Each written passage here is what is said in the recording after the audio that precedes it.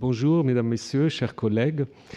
Je suis heureux de pouvoir ouvrir ce colloque Société Religion à Ougarit, un colloque qui n'est pas le grand colloque de la rentrée, mais il y a quand même beaucoup de monde et on s'en réjouit. Donc ce colloque ouvre également, vous le savez sans doute, une exposition sur les fouilles d'Ougarit, les découvertes archéologiques et épigraphiques, parmi lesquels de nombreux textes et sceaux de toutes sortes ont été trouvés et sont accessibles aujourd'hui aux chercheurs, grâce notamment au moulage qu'avait fait faire Claude Scheffer en charge des premières missions d'Ougarit. Donc vous aurez l'occasion demain de pouvoir visiter déjà cette exposition qui se trouve juste dans le foyer du collège.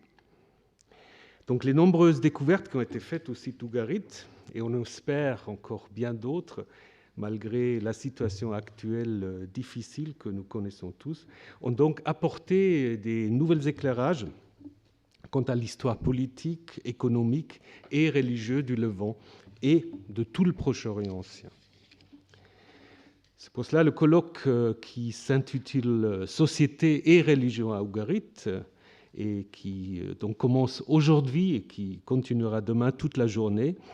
Le but de ce colloque, c'est de faire en fait le point sur ce que ces différentes découvertes d'Ougarit peuvent nous apprendre. Il sera question dans ce colloque de sanctuaires, de l'apport des textes rédigés en différentes langues, des scarabées, des plaquettes, de la glyptique, de l'idéologie royale, des grands textes mythologiques.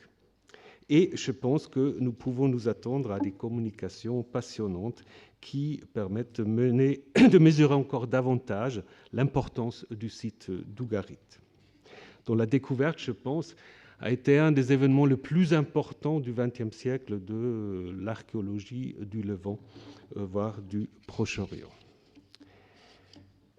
Donc ce colloque se veut décidément interdisciplinaire, en faisant dialoguer des archéologues, des assyriologues, épigraphistes, philologues, historiens de l'art, historiens des religions et même des biblistes. J'aimerais remercier tous les collègues qui ont accepté de participer à ce colloque et surtout Valérie Matoyan qui prendra la parole tout de suite, qui a eu l'idée de cette manifestation et qui s'est beaucoup investi dans sa réalisation. Un très grand merci également au personnel scientifique et technique du Collège de France. La directrice générale est ici parmi nous. Je la remercie tout particulièrement parce qu'elle nous a facilité beaucoup l'organisation du colloque et de l'exposition. Autrement, on aurait eu plus de soucis. Donc, l'exposition que vous allez découvrir demain sera accompagnée, je vais déjà faire un peu la publicité, sera accompagnée d'un magnifique catalogue qui contient en fait des textes qui ont été rédigés en grande partie aussi par les participants à ce colloque. Donc vous aurez l'occasion aussi de découvrir ce catalogue demain. Donc vous avez le programme. Il y a des personnes qui m'ont dit qu'il n'y a plus de programme. Est-ce qu'il y a des gens qui manquent de programme de ce colloque ? Alors, on essaierait de refaire quelques exemplaires à la pause, et donc vous pourrez...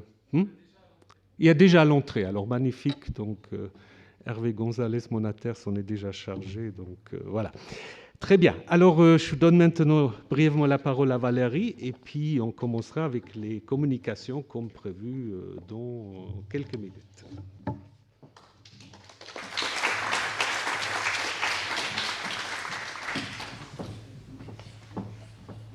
Merci Thomas.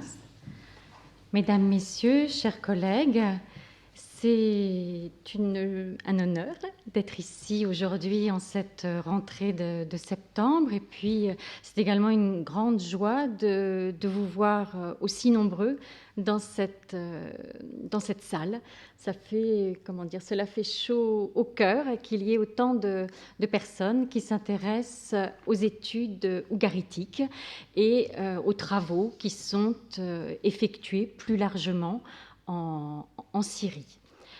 Je remercie le professeur Thomas Römer d'avoir accepté cette idée, de l'avoir, accompagné, cette idée de colloque et qui porte donc sur une thématique bien particulière, celle du lien entre la société et la religion à Ougarit. Nous sommes tous deux des chercheurs qui nous intéressons plus particulièrement à cette thématique de la religion et d'où le choix de ce thème pour cette rencontre d'aujourd'hui et de demain.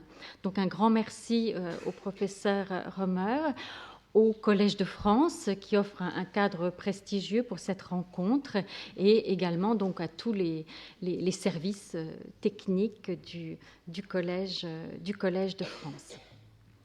Cette rencontre est aussi l'occasion, comme l'a dit le professeur Römer, d'une exposition à laquelle participe en partenariat, donc en collaboration avec le collège d'une part et les équipes, les chercheurs du collège, et d'autre part la mission archéologique syro-française de Rachamra Ougarit, donc que j'ai l'honneur de diriger pour la partie française et qui est dirigée pour la partie syrienne par une collègue et amie, Rosama Al-Barloul, qui se trouve ici avec nous, donc qui est arrivée en France il y a quelques jours et qui donnera tout à l'heure une présentation sur les travaux qui sont menés actuellement sur le site de Rachamra par nos collègues syriens. Donc une mission qui a une longue histoire, qui existe depuis 1929, une mission tout d'abord française, qui est devenue conjointe en 1999, donc syro-française, qui comprend un grand nombre de chercheurs, on est à peu près une quarantaine, qui sont rattachés à différentes institutions. Alors bien évidemment, il faut mentionner des équipes du CNRS, l'école pratique des hautes études, le musée du Louvre. Je crois que j'en oublie, c'est l'émotion. Et voilà, donc des chercheurs qui travaillent à mieux faire connaître cette civilisation ougaritique. Et donc, en parallèle à ce colloque, comme l'a dit le professeur Römer, il y a une exposition dont l'objectif pour la mission de Rachamra, dont l'objectif premier était de diffuser auprès d'un public à la fois averti et puis également un public profane, de diffuser nos connaissances, les résultats de la recherche actuelle et notamment de diffuser les résultats de nos travaux dans un domaine que nous développons plus particulièrement depuis plusieurs années suite aux événements qui ont lieu actuellement en Syrie et qui font que nous ne pouvons pas, pour la partie française, aller en Syrie actuellement, ce programme porte.